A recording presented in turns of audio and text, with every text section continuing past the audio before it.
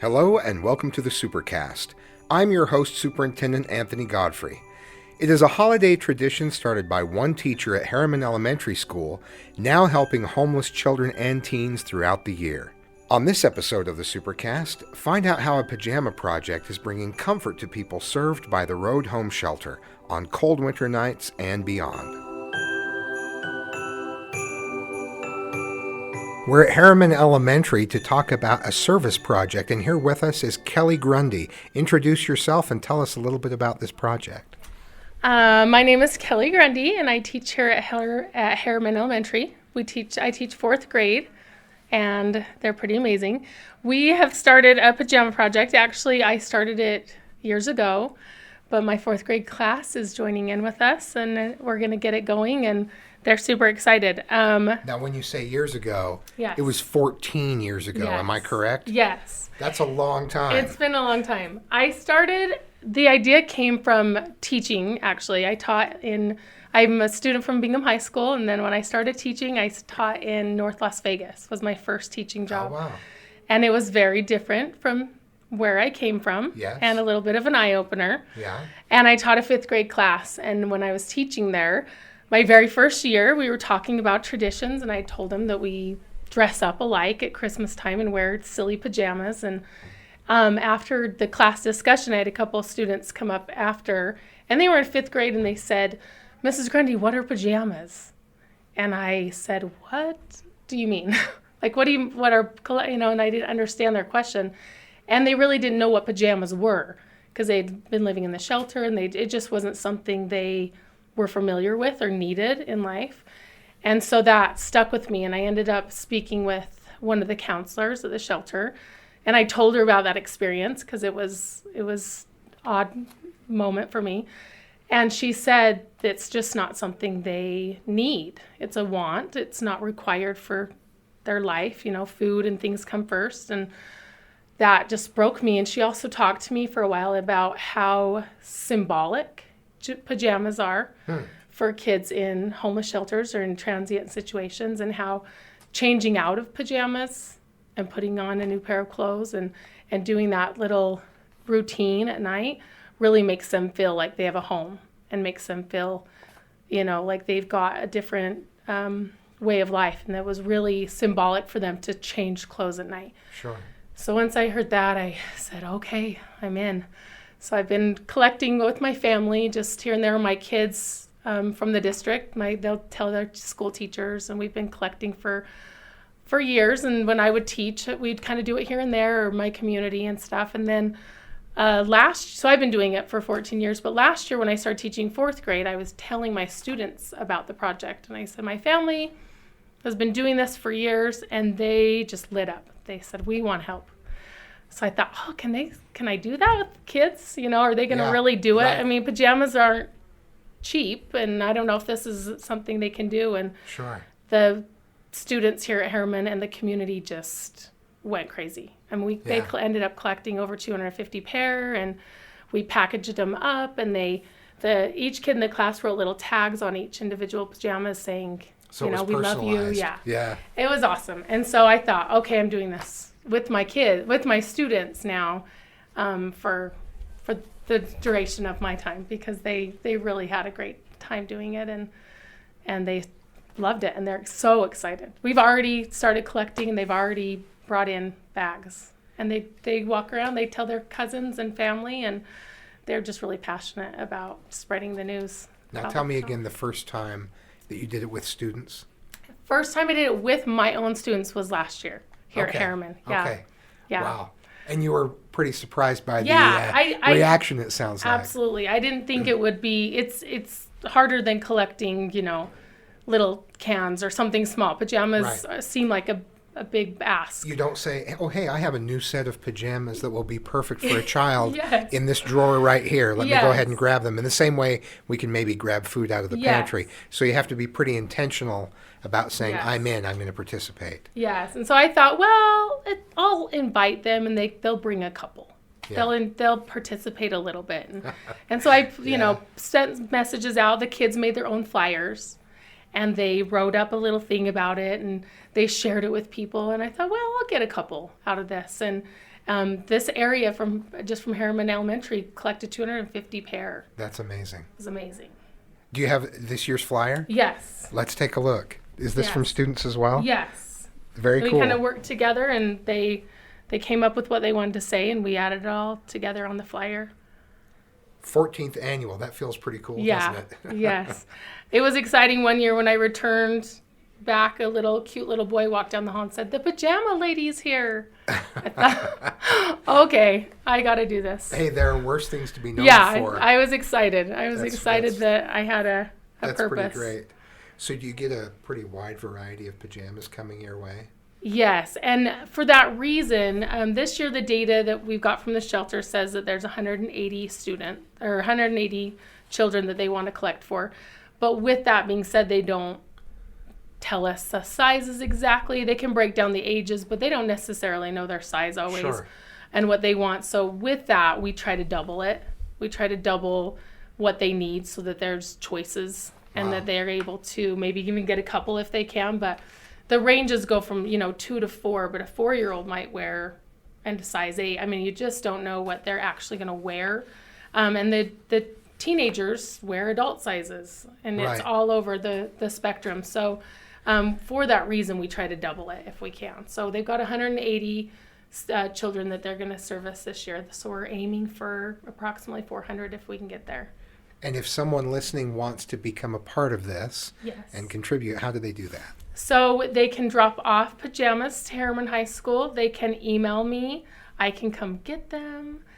We have our Facebook. Our Herriman Elementary has a Facebook page that has our flyer on there. Any of those ways, we'll get it any way that we can. And do you find people without a connection to the school necessarily pitching in? Oh yeah, just random. The kids will take them to family members and somebody, I've had a couple people already who one of the children's parents put on Facebook, and I had strangers emailing and calling and say, I've heard about this and it sounds awesome. So they brought it over to us and dropped it off, and we don't even know where they heard about it. So we were excited to have that. That's exciting, and it's encouraging to have that kind of support.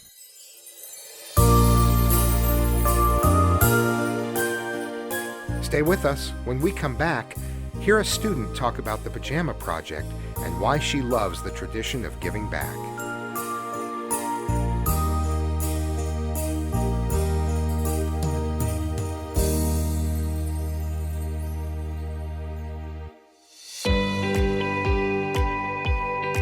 Hello, I'm Tracy Miller, President of the Jordan School District Board of Education. There are 7 members on the Board of Education, 1 in each voting district. We are committed to listening and serving our constituents as we work together to provide the best possible learning environment for the students we serve. As members of the Jordan Board of Education, we believe it is our duty and responsibility to increase student achievement, provide parents with the choices they deserve and desire, recognize and reward quality in educators, empower school leaders through policy governance and professional development, and communicate with the public, legislators, business leaders, cities, and parents. We invite you to get to know the board member who represents you in your voting district, and to please join us at our monthly board meeting held on the 4th Tuesday of every month, or listen from the comfort of your home on our live stream. For more information and to find your board member, visit jordandistrict.org. With parent and community input and support, we will continue our work to give students every opportunity to succeed in Jordan District schools and beyond. Thank you for your support. We look forward to seeing you soon. We also have the principal of Herriman Elementary, Bobby Nixon, here. Bobby, what impact does this have on your school? I think this is wonderful for our school because it helps our students give, and I think the earlier you can learn to give, the better. We've had different projects over the years, but I think this project from Mrs. Grundy is helpful because it can help so many people in a way we hadn't considered before. What are some of the reactions you've heard from parents and students who have heard about the project and gotten involved? I've heard from parents that they love giving pajamas. Pajamas are all over this time of year, so Miss Grundy purposely does it at this time of the year. You can go into any store and they're on sale and they're Christmassy, and it makes them feel warm and snuggly at this time of year. I've heard that their students get excited about giving and about making the note, and like I said, it's known about pajamas. We have we have the flyers everywhere, like on our Facebook, and it's also caught on, like not only to do the pajamas, but now our third grade is like catching up for Utah Humane Society. So it's catching on, like just to do service and good things. So there's momentum that you really can't fight. Once they get a taste for service, it expands into other areas. And you're right, the younger the better, because it feels great, and it's a great time of year to be doing it. And every time they put on their own pajamas, they're reminded of the opportunity that they've taken to provide that for someone else. And I think that's exciting. Part of education is getting outside of yourself and connecting to the broader world, and this is a great way to do that. Yeah. And I've noticed within my class, just once we started talking about the project, made the flower and started talking, they in general have kind of created a more giving community within each other. I know we have a little thank you jar or thankful jar in our class, and once we started talking about this project, we have, they fill out a little slip of paper of things they're thankful for, and they put it in the jar. Once we started the project, the jar started filling up. They started being more thankful. They push in chairs for each other. They're just a little bit more thankful. We did another project that we got a gift card for our class to buy supplies, and they all said, let's buy pajamas, and they just are not thinking of themselves anymore. They really have a different vocabulary, and they have a different way of talking, and it's brought a lot of unity within our classroom as well. That's remarkable. The unity as well. Yeah. And that they're looking out for each other. Mm-hmm. Once they went into generosity mode, it just doesn't turn off. Yeah. That's beautiful. That's awesome. I love that. Speaking of, we actually do have a student here with us. Introduce yourself. My name is Emily, and I'm a fourth grader at Herriman Elementary. And Emily, what do you think about this project? I'm really excited for it. What do you like about the pajama project? I just like how we are helping the people at the Road Home Shelter just have pajamas and be more comfy. How do you think it feels to you and your classmates just to have that opportunity and to be focused on something outside of your school and outside of your classroom? I really like it because we've, like as she said, we've grown more unity with each other. That's exciting. So you can tell a difference in the way you're treating each other? Yeah. I see that you yourself are wearing pajamas today. Mm-hmm. And tell me about the pattern you've chosen there. It's Harry Potter. Yes, and is there a particular house, or are they all represented? Yes. They're all represented. What house are you from? I'm in Gryffindor. Gryffindor. Mm-hmm. I kind of got a Gryffindor vibe as I walked into the office, but I wasn't sure. Okay, sounds good. Of the donated pajamas coming in, what's the favorite that you've seen? Have you seen a cool pattern? Yeah, I saw a couple of TV shows. Like I'm pretty sure I saw a My Little Pony one and also a Mario one, and I like that. Oh, nice. Mm-hmm. Some of the branded stuff. Okay. I do know that when I asked my class some of the things they're most excited about doing it, they're excited about collecting them. But for those that are maybe not able to collect as many, they're excited. They make little handmade notes that say they have little drawings on them, and they spend time drawing these little drawings, and they say you are special or we love you, and then the back will put the size and things like that for the parents to go through and pick, and then we just wrap it up in string. But the kids get really excited to make those hand written notes, and they get excited knowing that they don't know who they're going to, but it's going to go to somebody. We've talked about it in class. It's going to go to somebody who needs to hear that they were thought of and not just given it to, but they're going to put as much of their own personality to each individual tag as they can. So they get really excited about making the tags and putting their own little touch and telling someone that they're special. I love how that personalizes it.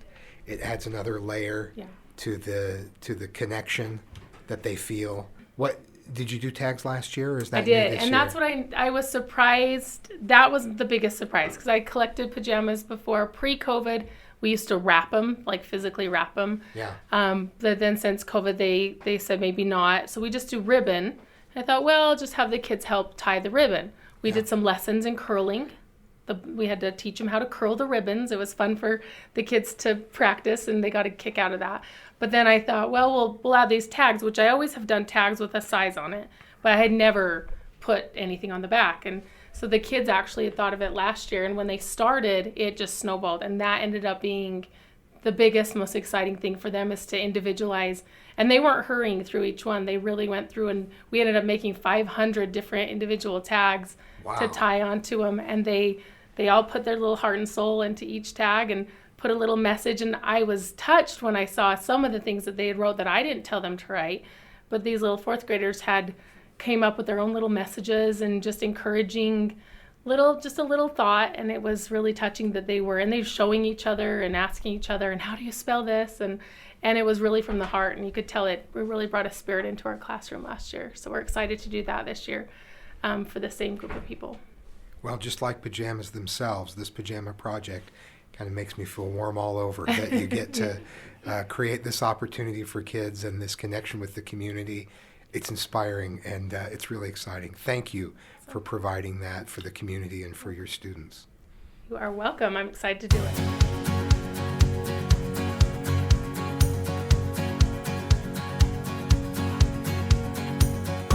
Thanks for joining us on another episode of the Supercast. Remember, education is the most important thing you'll do today. We'll see you out there.